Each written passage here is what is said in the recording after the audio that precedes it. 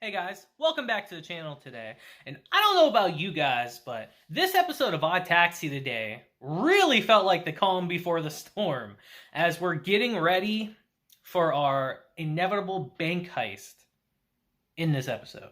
We're putting the final finishing touches on everyone's plans.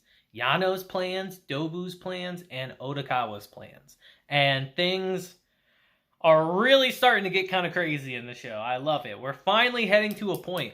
And we even got a reveal in this episode that really kind of surprised me. So let's just get into it and talk about Odd Taxi episode 10 today.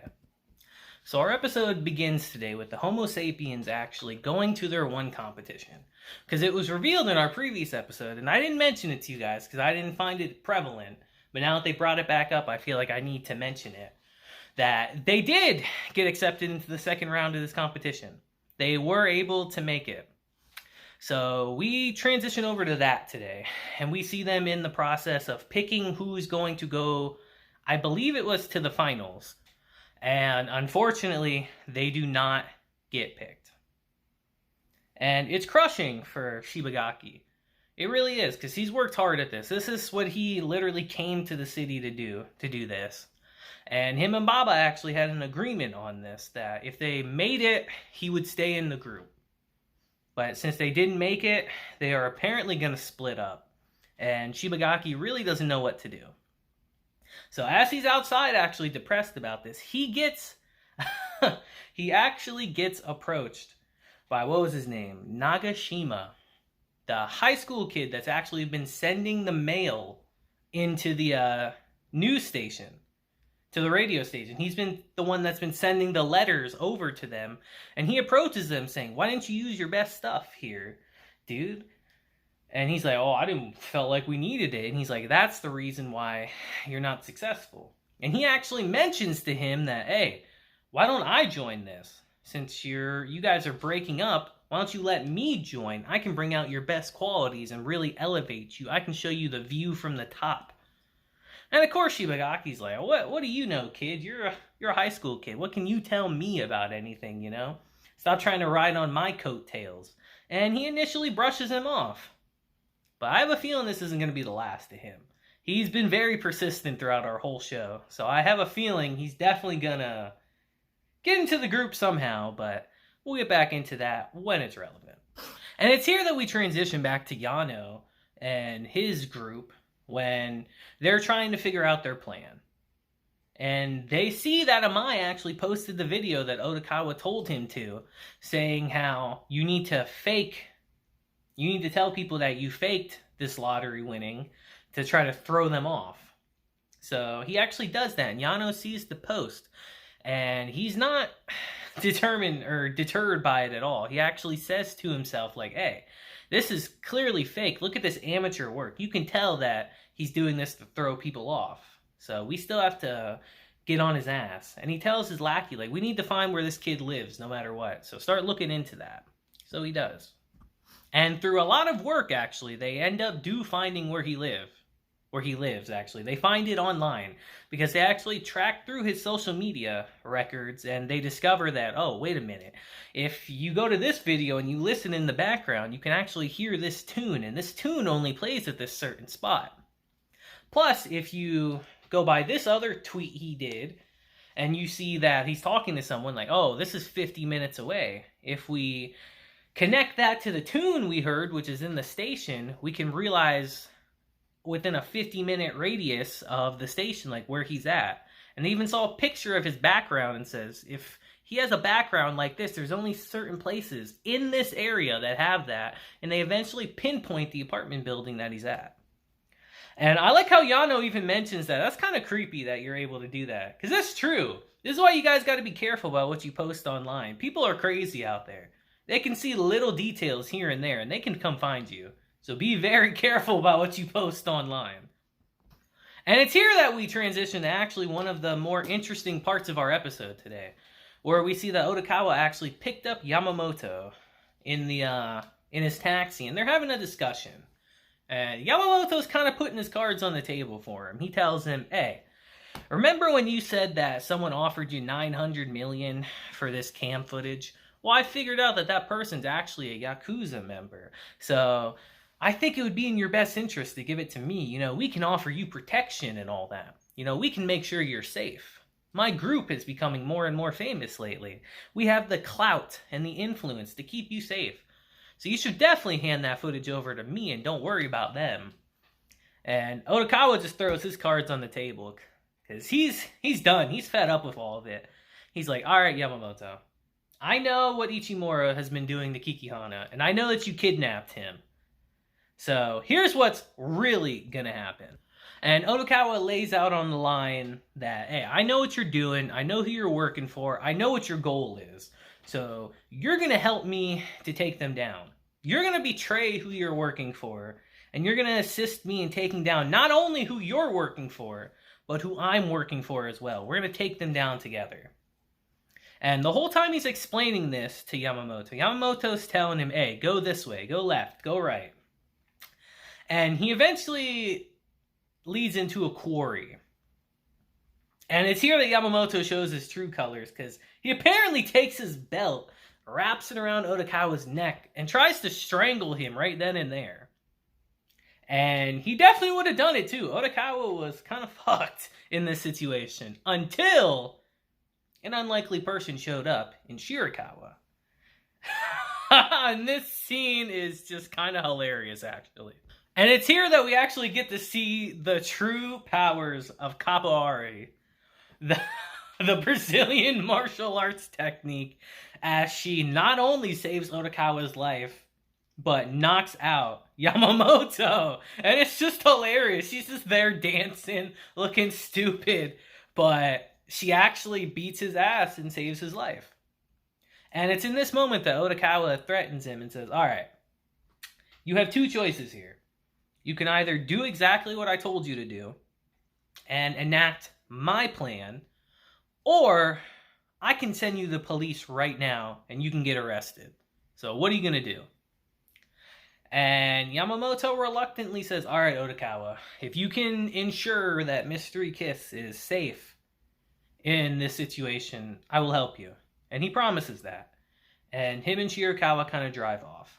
And it's here that we get to see how rocky their relationship really is right now. Because she might have saved him, but boy, is he's not really grateful. He says, what the hell are you doing here? Like, I told you to stay away from me. And they start getting into a huge argument with each other. And he keeps saying how, yeah, I'm working with Dobu right now. And she kind of starts defending him a bit. And Odokawa gets kind of pissed off about that. Saying how, you know, I wasn't gonna punish him because lately I've been thinking he's kind of okay. But now I am, just because you're defending him. And I don't know, man. It's honestly an interesting question. Like, yeah, Dobu's done some bad stuff, but he's also done some weirdly good stuff, too. Like in our last episode when he gave, like, Tai Chi life counseling. It's kind of weird. He, like, teeters on the line between being a good guy and then being kind of like scum. It's kind of weird how they've handled him, honestly. And they get into a huge argument over that. And Odokawa's like, man, why'd you have to break my window and all that? Because he's just, at this point, they're just yelling at each other to get mad. And at this moment, he realizes, wait a minute. This is the second time my window's been broken recently. Why is that the case? And he pieces it together like, wait a minute. How has the mask, or skull mask, how has he found me everywhere? How has he found me at my home? Where does he know where my taxi is all the time? How does he know all this? And he starts to realize, like, wait a minute. Someone had to have put something in the back of my car. And he goes back there, and he investigates it, and he was right when he was saying how someone must have left a phone in here with GPS on, but phones die eventually. So he pieces it together that they used the phone until Odokawa got to his house, and then when they were at his house, they retrieved the phone and put a GPS tracker in the truck, or in his taxi, and he actually finds that in this scene. Finally figuring out how he's found him. It doesn't solve that he's still trying to be killed, but now he has a plan, you know? And he even says to himself, like, I can use this to my advantage somehow. I can use Skull Mask to enact my plan. And it's after this scene that we actually get I feel like a pretty significant scene. It's a quick one, but I feel like it's actually very important. Because we see Odokawa in the sauna. And it's just him and one other man in the sauna. And it's quite curious, because this man speaks to him. And he happens to know his name already. And he acts like he knows a lot about Odokawa. And the way he presents himself is very suspicious. Now, to me, I'll just be honest. I think this is the boss. I think this is the boss that Dobu and Yano actually work for. I think this is him in the sauna with Odokawa. Because we saw him in our previous episode, and he was the one talking on the phone and way back that Kikihana thought was talking to him, who was talking to Dobu. So this is clearly the boss of them all.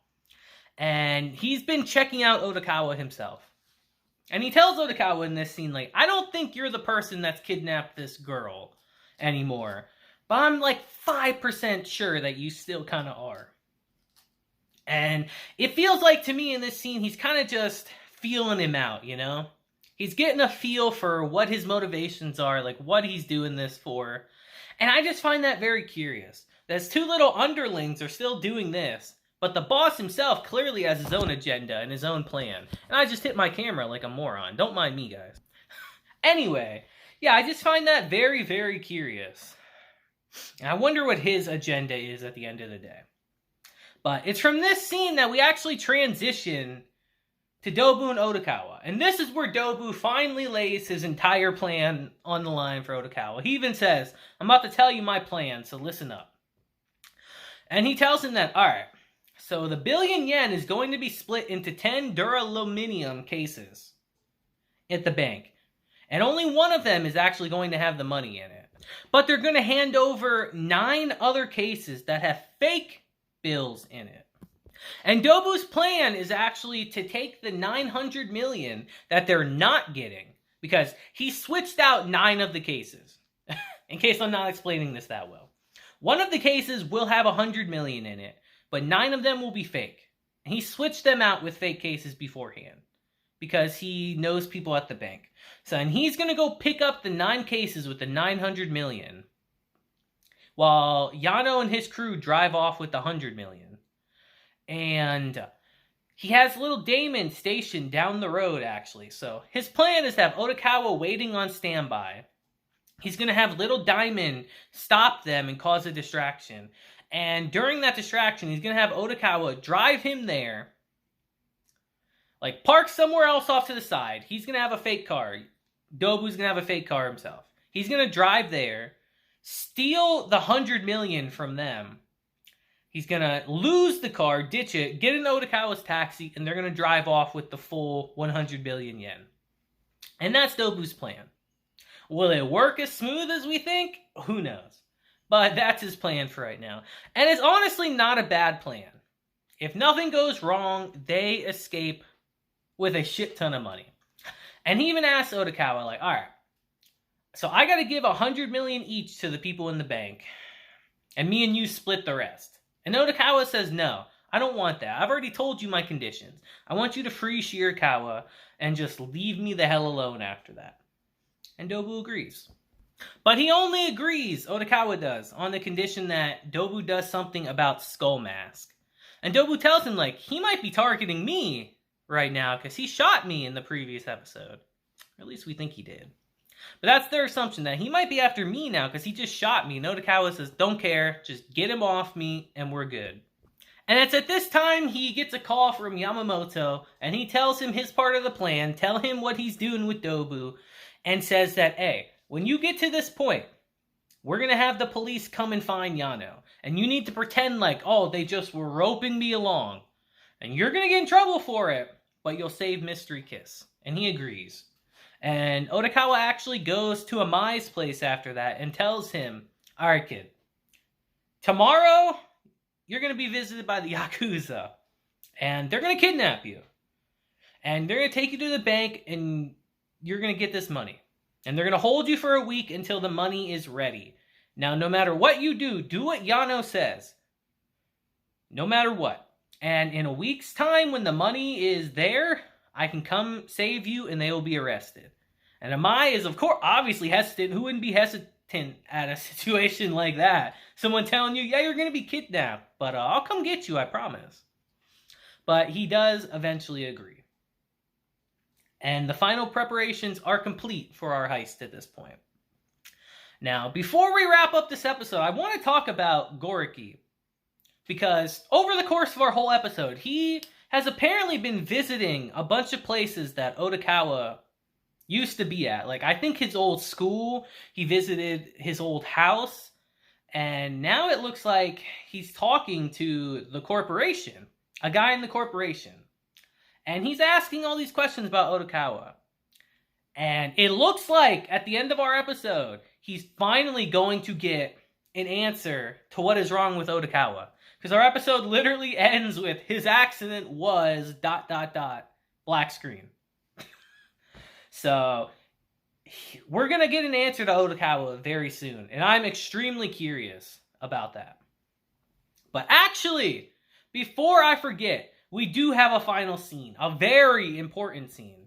They discovered who the body was of that girl that they found a couple episodes ago in the river. They discovered her identity as Yuki Mitsuri, 18 years old. The girl that was a member of Mystery Kiss. Now, everyone's in tragedy. Everyone is super sad right now. They're like, I can't believe this is happening. But mysteriously, as Odokawa is watching this, he looks to the screen and says, that's not her. And that's how our episode actually ends. That has me extremely curious. What does he mean by that? Like, that's not her? Like, that's not the member of Mystery Kiss? Or that's not the high school girl that they're talking about? The plot keeps thickening, guys, and it's kind of crazy. But let me know what you thought about this episode. This was our final preparation episode, I believe, before the beginning of our heists and everyone's plans go into motion. So, what have you thought about the series so far? Do you think everything will go smoothly, or do you think everything will blow up in Odokawa's face? I'm thinking it's going to be a mixture of both. There's no way everything is completely... everything is kosher, you know? There's no way. So you guys let me know what you think down below. And that'll be it for today's episode, guys, you know? Odd Taxi continues to be great. We're heading towards our climax, and I'm very excited because the mysteries are finally going to be revealed. So, until next time, guys, I hope you have a great day, week, month, and year. And until then, just deuces, and have a blessed day.